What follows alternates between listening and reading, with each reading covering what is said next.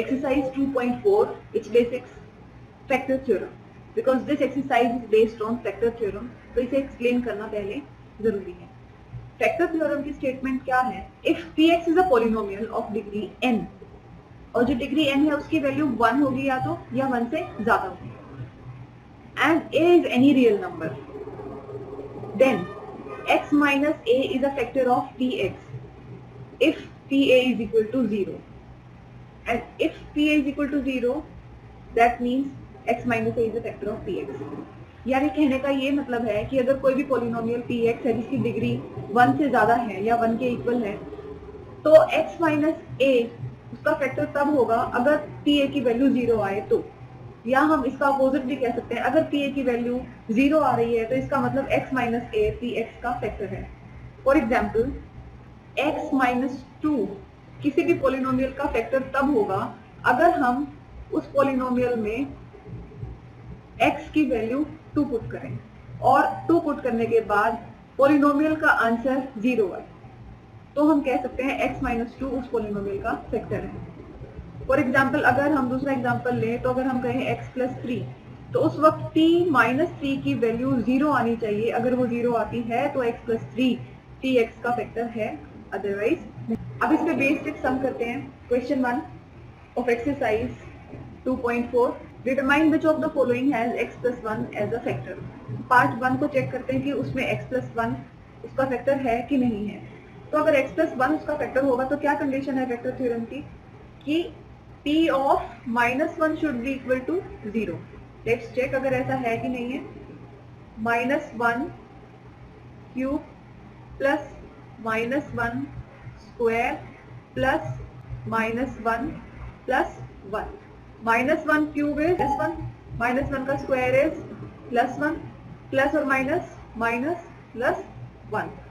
So minus 1 plus 1 cancels out, minus 1 plus 1 cancels out, answer is 0. So that means x plus 1 is a factor of given polynomial. Exercise 2.4 question 1, इसमें भी हमें check करना है x plus 1 इस polynomial का factor है कि नहीं. तो उसके लिए फैक्टर थ्योरम क्या कहती है कि x प्लस, फैक्टर थ्योरम कहती है कि x प्लस 1 फैक्टर होगा पॉलिनोमियल का, विल बी फैक्टर कब, if t minus 1 is equal to 0. तो हम इस पॉलिनोमियल में x की जगह माइनस 1 वैल्यू पुट करके देखेंगे. अगर आंसर 0 आता है तो मतलब x प्लस 1 फैक्टर है, अदरवाइज नहीं है. Minus 1 cube plus minus 1 square plus minus 1 plus 1. So answer comes out to be plus 1 minus 1 plus 1 minus 1 plus 1. Minus 1 plus 1 0, plus 1 minus 1 again 0. Answer is 1. And 1 is not equal to 0. So that means no, x plus 1 is not the factor of given polynomial. Question 1 part 3. x plus 1 is a factor of this polynomial or not. Factor theorem क्या कहती है कि अगर t minus 1 की value 0 है तो x plus 1 factor है, वरना नहीं है. तो हम जहां जहां x है उसकी जगह माइनस 1 पुट करेंगे.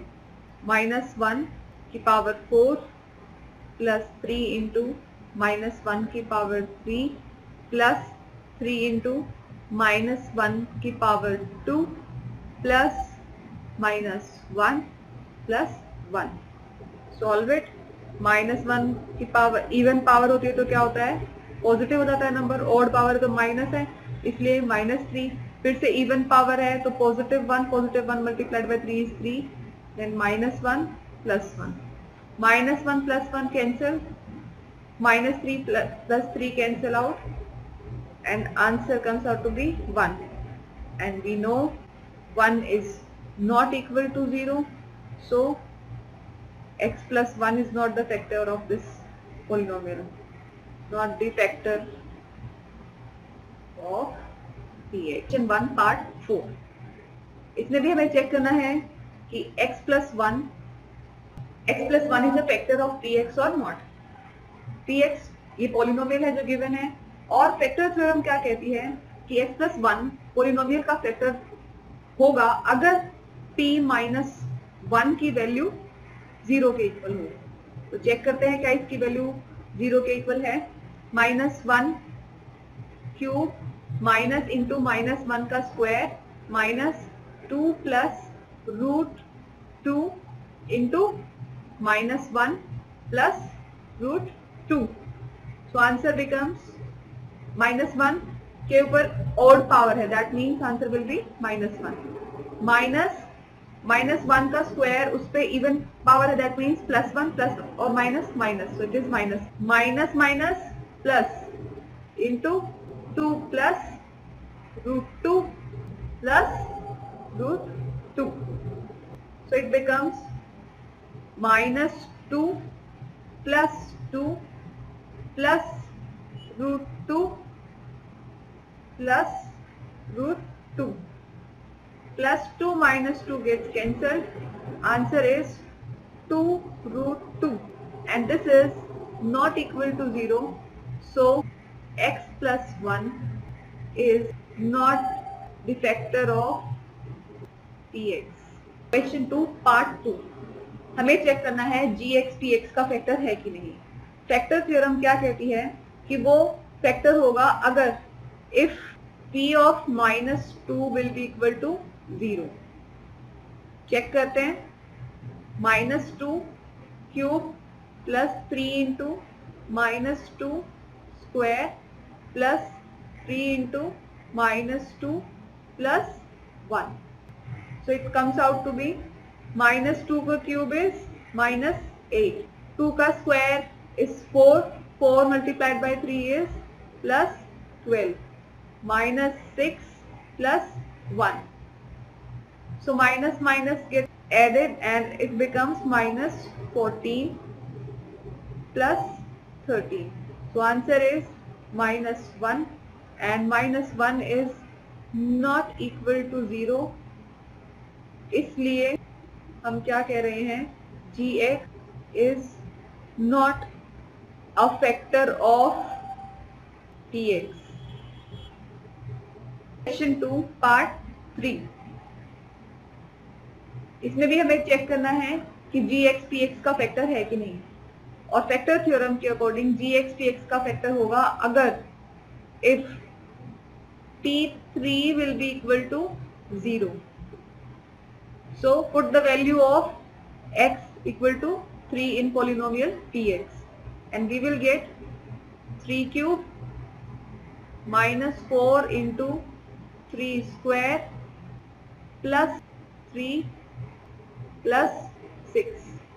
3 cube is 27 minus 3 square is 9. 9 multiplied by 4 is 36 plus 3 plus 6. Positives will get added और वो बन जाएंगे 36 and -36. So answer is 0. That means therefore gx is a factor of px. Question 3 part 1. Find the value of k if x minus 1 is a factor of px in each of the following cases. x minus 1 अगर px का factor होगा तो इसका मतलब क्या होगा, कब होगा वो, अगर p1 की वैल्यू 0 के इक्वल है. तो हम p1 की वैल्यू को 0 से इक्वेट करेंगे तो हमारा क्या आंसर आएगा, 1 square plus 1 plus k is equal to 0. यहाँ से हमारी इक्वेशन आ गई. अब हम सॉल्व करके k की वैल्यू निकाल सकते हैं. 1 square is 1, 1 plus 1 plus k is equal to 0. So 2 plus k is equal to 0. k is equal to -2. तो हमारे पास वैल्यू आ गई k की -2. Question 3 part 2. k की वैल्यू फाइंड आउट करनी है अगर x - 1 फैक्टर है px का. तो अगर x - 1 फैक्टर है, if x - 1 is a factor, if x - 1 is a factor of px, then p1 की वैल्यू 0 के इक्वल होगी. अगर x - 1 px का फैक्टर है तो p1 की वैल्यू 0 के इक्वल होगी. और वहीं से हम x की जगह 1 पुट करके px में वैल्यू फाइंड कर लेंगे k की. 2 1 square plus k into 1 plus under root 2 is equal to 0. 1 का square is 1, so 2 plus k plus root 2 is equal to 0. So k is equal to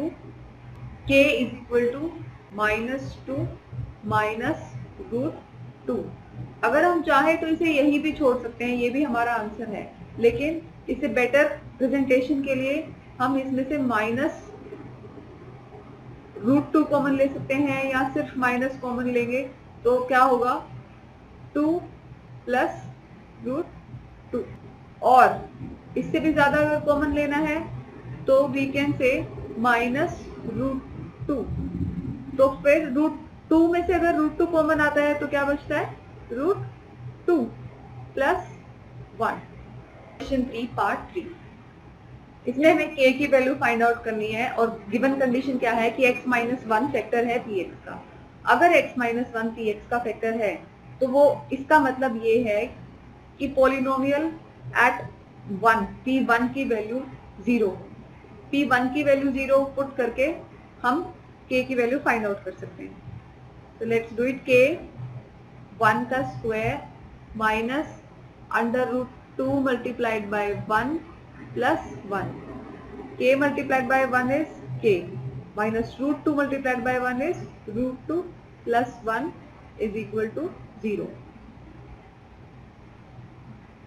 So k is equal to minus 1 plus root 2. Question 3 part 4.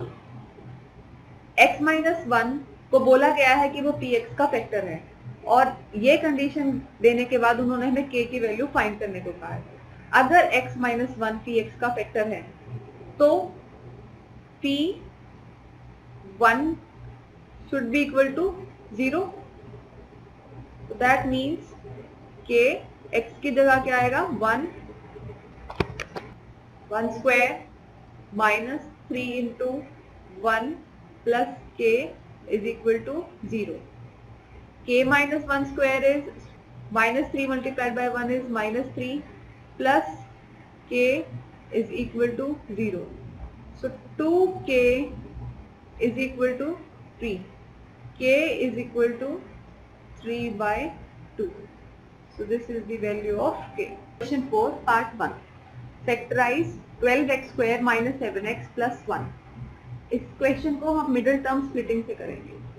ये हमें unit और add करने के बाद कितना आना चाहिए -7 ऐड करने के बाद, that is coefficient of x. जो भी कोफिशिएंट होगा x का ऐड करने के बाद उसके बराबर वैल्यू होनी चाहिए. तो हमें ऐसे दो नंबर फाइंड करने हैं जिनको ऐड करने के बाद -7 आए और मल्टीप्लाई करने के बाद +12 आंसर आए. ये तो छोटे से नंबर है, हम बिल्कुल आराम से देखकर बता सकते हैं कि 3 4 12 होते हैं और 3 और 4 को जब ऐड करेंगे तो 7 होगा. लेकिन अगर बच्चे कंफ्यूज होते हैं तो एक बहुत आसान सा तरीका होता है कि जो नंबर हमें मल्टीप्लाई करने के बाद आना चाहिए उसको हम फैक्टराइज कर लेते हैं, जैसे मैंने राइट हैंड साइड में किया हुआ है. ये जैसे कि मैंने 12 के फैक्टर्स निकाले, वो क्या आए 2 2 और 3 प्राइम फैक्टर्स. तो मैं अलग अलग पेयर्स बनाकर देखूंगी. पहले मैंने क्या किया 2 2 4, इन दोनों का पेयर बनाया, बचा कौन 3. तो दो नंबर्स मेरे क्या आए 4 और 3. क्या 4 और 3 को मल्टीप्लाई करने से 12 आएगा? क्योंकि इसके फैक्टर्स हैं, हमने सारे इंक्लूड किए तो 12 तो आएगा ही आएगा. हमें देखना है क्या इनको ऐड करने के बाद 7 आएगा. 4 और 3 7 है. ये बाय चांस की बात है कि हमारे फर्स्ट टेस्ट में ही ये हमें आंसर मिल गया. लेकिन अगर हम सेकंड पेयर को देखें तो उसमें क्या है, अगर मैं 3 और 2 का पेयर बना लेती तो क्या होता 6 और ये क्या हो गया 2, और 6 और 2 की एडिशन क्या होगी 8. या अगर मैं इनका दोनों माइनस नंबर लूं तो क्या होगा -8. तो ये हमारे लिए वैलिड नहीं है. हमारे लिए कौन सा पेयर वैलिड है? ये जिसमें दो नंबर्स कौन से होंगे 4 और 3. और क्योंकि आंसर माइनस में है इसलिए दोनों नंबर्स को हम माइनस कंसीडर करेंगे. तो अब हम मिडिल टर्म स्प्लिट करते हैं. हमें आइडिया मिल गया है कि वो दो नंबर कौन से होंगे. 12 x स्क्वायर, मिडिल टर्म कौन है अपनी 7x, उसको स्प्लिट करना है. वो दो नंबर कौन से हैं 4, दैट मीन्स 4x, और दूसरा नंबर कौन सा है 3, तो 3x प्लस 1। अब हम इन दोनों टर्म्स में से कुछ कॉमन लेंगे और इन दोनों टर्म्स में से कुछ कॉमन लेंगे, जो भी कॉमन आ रहा होगा। अब इसमें कौन कॉमन आ रहा है? 4 एंड x।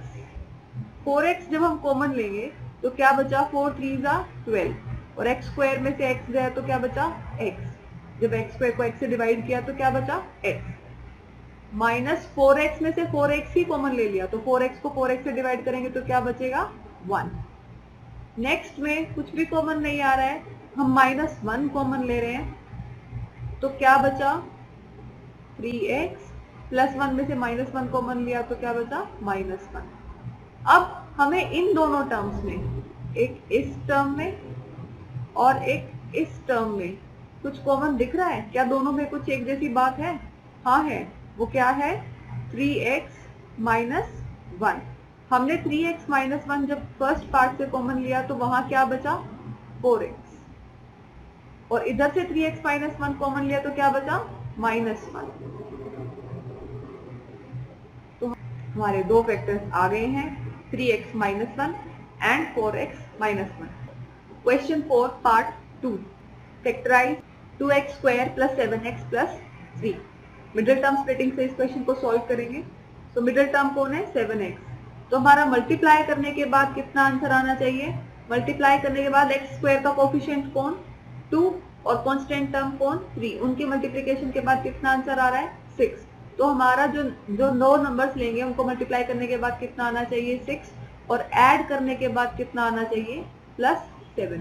तो हमें दो नंबर इसी तरीके से सिलेक्ट करने हैं, 2x + 7। तो हमारे जो करने के बाद नंबर है वो क्या है? 6। प्राइम फैक्टर्स क्या हुए?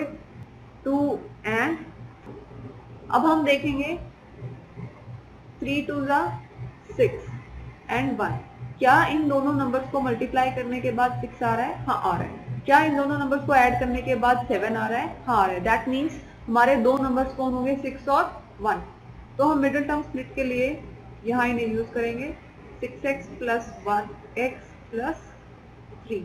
अब इनमें से कॉमन लेंगे, पहली दो टर्म्स में से जो भी कॉमन आएगा वो, और फिर बाकी दो टर्म्स में जो भी कॉमन आए वो। यहाँ से कौन कॉमन आ रहा है? 2x, अंदर ब्रैकेट में क्या बचा? x + 3। यहाँ से 1, x + 3।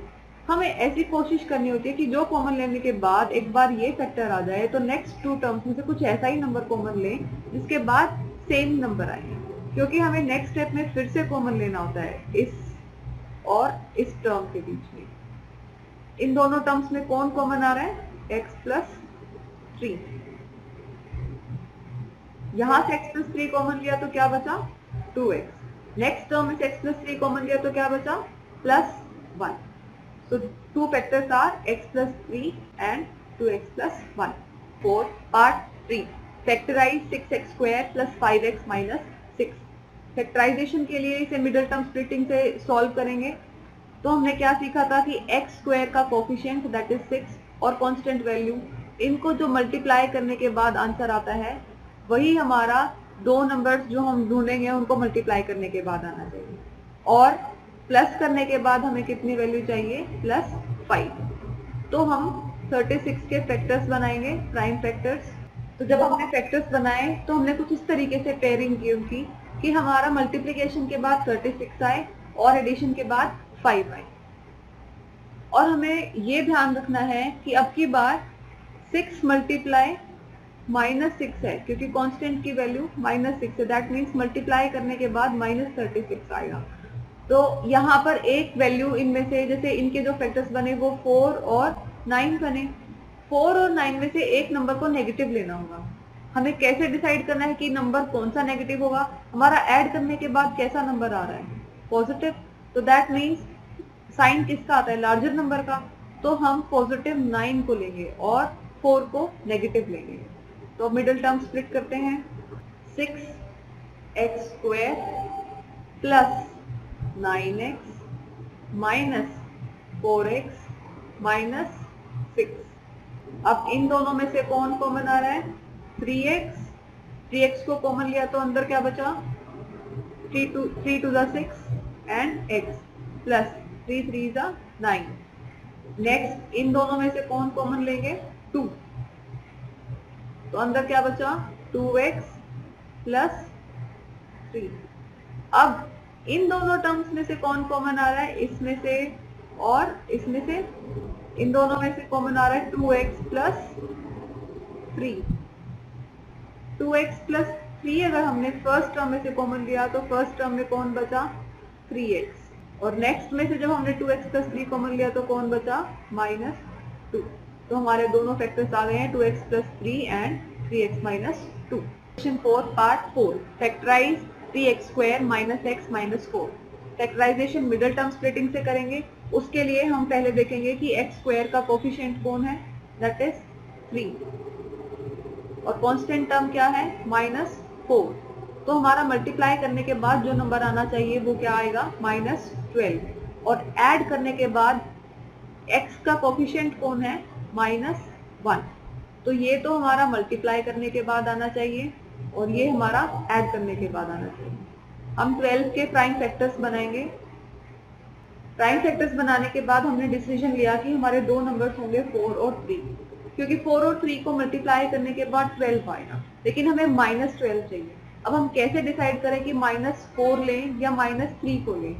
हमारा x का कोफिशिएंट कौन है -1, दैट मीन्स जब हम इन दोनों को ऐड करेंगे तो वैल्यू माइनस में आएगी, तो साइन बड़े का होगा, तो यानी बड़े नंबर को हम कैसा लेंगे माइनस साइन के साथ। दैट मीन्स हमारे दो नंबर -4 और 3 होंगे। अब हम मिडिल टर्म को स्प्लिट करते हैं। 3x square minus 4x plus 3x minus 4। यहाँ से कौन कॉमन आ रहा है इन दोनों में से, सिर्फ x, तो अंदर क्या बचा 3x माइनस 4। यहाँ से हम क्या कॉमन लेंगे 1, अंदर बचा 3x माइनस 4। अब इन दोनों टर्म्स में से कौन कॉमन आ रहा है 3x माइनस 4। सो 3x माइनस 4 फर्स्ट टर्म में से जब कॉमन लिया तो क्या बचा x, सेकंड 4 को कॉमन लिया तो क्या बचा 1। तो हमारे दो factors 3x minus 4 and x plus 1। Question 5 part 1, factorise x cube minus 2x square minus x plus 2। अब तक आप जितने भी फैक्टराइजेशन के सम्स देख रहे थे उनमें डिग्री कितनी थी 2, यानी इक्वेशंस क्वाड्रेटिक थी, लेकिन ये क्यूबिक इक्वेशन है। तो इसे सॉल्व करने के लिए हम अज्यूम करें, एक फैक्टर को हम अज्यूम करेंगे, hit and trial method use करेंगे उसे सॉल्व करने के लिए। तो इस पार्ट के लिए मान लीजिए हमने अज्यूम किया कि x minus 1 is the factor of this polynomial. x minus 1 is the factor of this polynomial. और अगर x minus 1 फैक्टर है पोलिनोमियल का तो इसका मतलब t1 की वैल्यू किसके इक्वल आनी चाहिए 0 के। हम 1 पुट करते हैं, अगर 0 आ जाता है तो मतलब ये इसका फैक्टर है, वरना नहीं। पोलिनोमियल में 1 वैल्यू पुट करने के बाद आंसर 0 आ गया, इसका मतलब x minus 1 इस पोलिनोमियल का फैक्टर है। अब हम बाकी के दो फैक्टर्स निकालेंगे लॉन्ग डिवीजन मेथड से। लॉन्ग डिवीजन मेथड से क्वाड्रेटिक इक्वेशन में आंसर आ गया, that is x square minus x minus 2। अब ये क्वाड्रेटिक इक्वेशन आ गई, इसे फिर से मिडिल टर्म स्प्लिटिंग से हम सॉल्व करेंगे और दो फैक्टर्स आएंगे हमारे पास। तो मल्टीप्लाई करने के बाद क्या आना चाहिए, coefficient of x square is 1 and constant value is -2। तो मल्टीप्लाई करने के बाद हमारी वैल्यू आनी चाहिए -2, और after middle splitting the factors are x minus 2 and x plus 1. So three factors are x minus 1, x plus 1 and x minus 2. 5 part 2. Factorize x cube minus 3x square minus 9x minus 5. फिर से cubic equation है, that means हम एक factor को assume करेंगे। Let us assume कि x plus 1 इस polynomial का फैक्टर है। अगर x plus 1 फैक्टर है पोलिनोमियल का तो t minus 1 इक्वल टू 0 होना चाहिए। तो हम पुट करके देखेंगे x की जगह वैल्यू -1। -1 वैल्यू पुट करने के बाद पोलिनोमियल की वैल्यू 0 के इक्वल आ गई, that means x plus 1 factor है इस पोलिनोमियल का, यानी हमारी अजम्पशन करेक्ट है। अब एक फैक्टर आ चुका x plus 1, बाकी दो फैक्टर्स निकालने के लिए हम लॉन्ग डिवीजन मेथड यूज करेंगे। गिवन पोलिनोमियल को x plus 1 से डिवाइड करेंगे। x plus 1 is the divisor हमने पॉलिनोमियल को सॉल्व किया,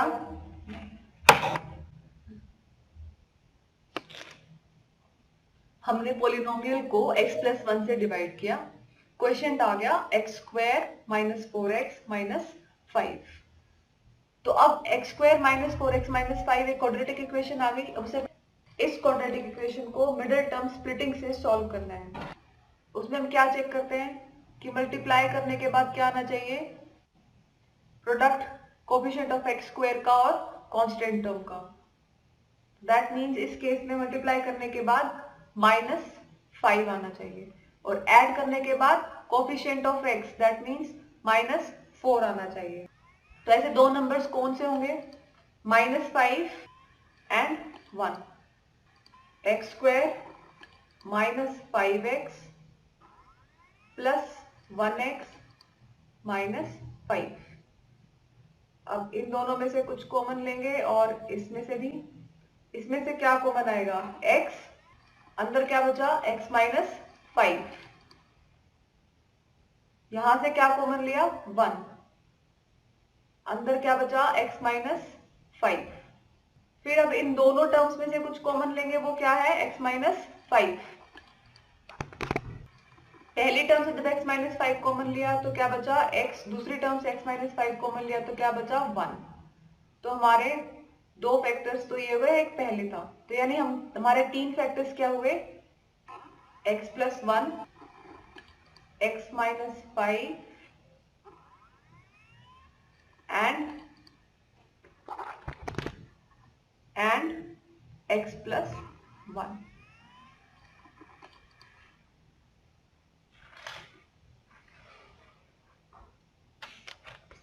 Question 5, Part 3. Factorize x³ + 13x² + 32x + 20। Cubic equation है तो इसके फैक्टर्स निकालने के लिए एक फैक्टर हमें अज्यूम करना पड़ेगा ताकि हम इसे हिट एंड ट्रायल मेथड से सॉल्व कर सकें। हमने x+1 को इसका फैक्टर अज्यूम किया और अगर x+1 इसका फैक्टर है तो इसका मतलब p - 1 की वैल्यू 0 के इक्वल होनी चाहिए। यानी जहां जहां x है वहां हम -1 पुट करके देखेंगे पॉलिनोमियल में, अगर आंसर 0 आता है तो x+1 इस गिवन पॉलिनोमियल का फैक्टर है, अदरवाइज नहीं। तो हम पॉलिनोमियल में -1 वैल्यू पुट करके देखते हैं। -1² + 32 into -1 + 20 -1 + 13 -32 + 20। माइनस गेट्स एडेड और साइन माइनस का, प्लस और प्लस को ऐड करेंगे और साइन प्लस का, answer comes out to be 0। क्योंकि आंसर 0 आ गया इसका मतलब x+1 गिवन पॉलिनोमियल का फैक्टर है। अब बाकी के दो फैक्टर्स निकालने के लिए हम इस एक फैक्टर को, बाकी के दो फैक्टर्स निकालने के लिए हम पॉलिनोमियल को इस अज्यूम्ड फैक्टर से डिवाइड करेंगे। Multiplied by x² x³ plus x²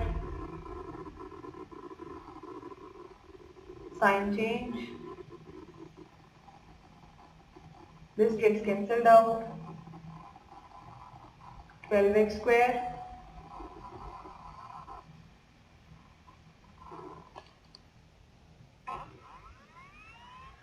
plus 20, sign change, answer comes out to be 0। Long division से सॉल्व करने के बाद हमारे पास एक क्वाड्रेटिक इक्वेशन आ गई,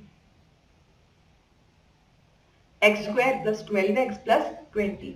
अब इसे मिडिल टर्म स्प्लिटिंग से सॉल्व करेंगे ताकि बाकी के दो फैक्टर्स आ सकें। x कॉमन लिया, अंदर बचा x + 10,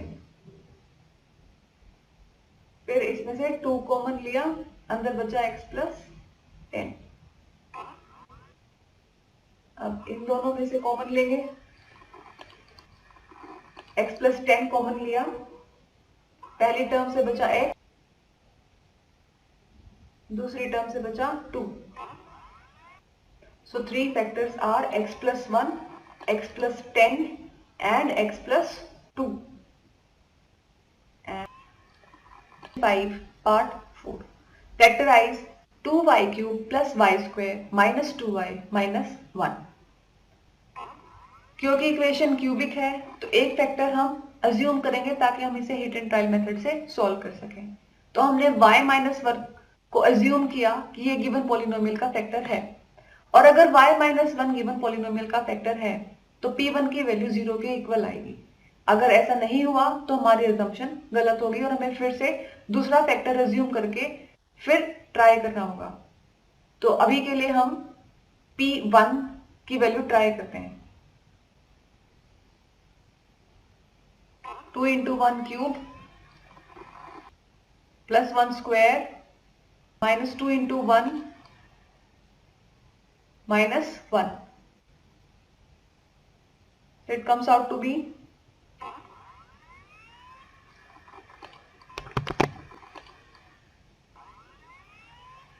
2 plus 1 minus 2 minus 1. That means it is equal to 0.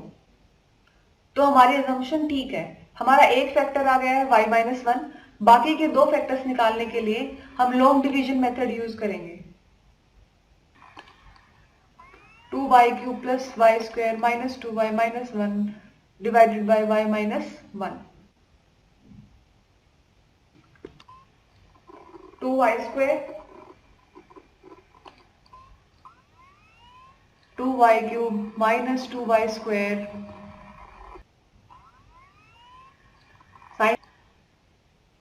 this gets cancelled out,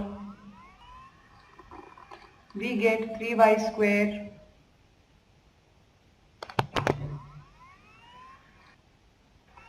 after long division we got a quadratic equation, that is 2y square plus 3y plus 1।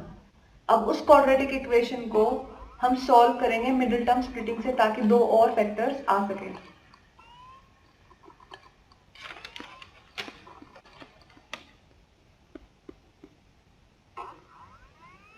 Multiply करने के बाद किसके equal आना चाहिए, 2 के। तो वो दो नंबर्स क्या होंगे, 2 and 1।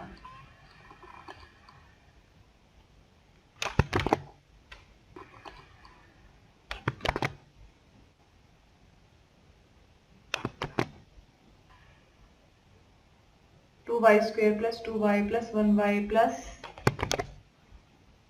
प्लस 1। अब यहां से 2 कॉमन लेंगे,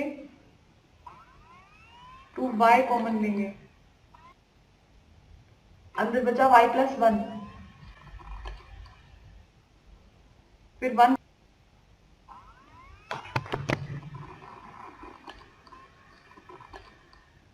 फिर बचा y प्लस 1।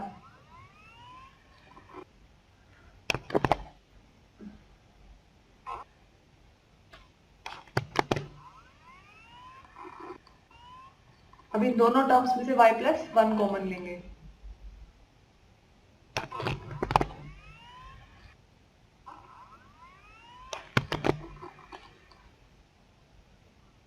फर्स्ट टर्म में से जब y प्लस 1 कॉमन लिया तो बचा 2y, सेकेंड टर्म में से y प्लस 1 कॉमन लिया तो बचा 1।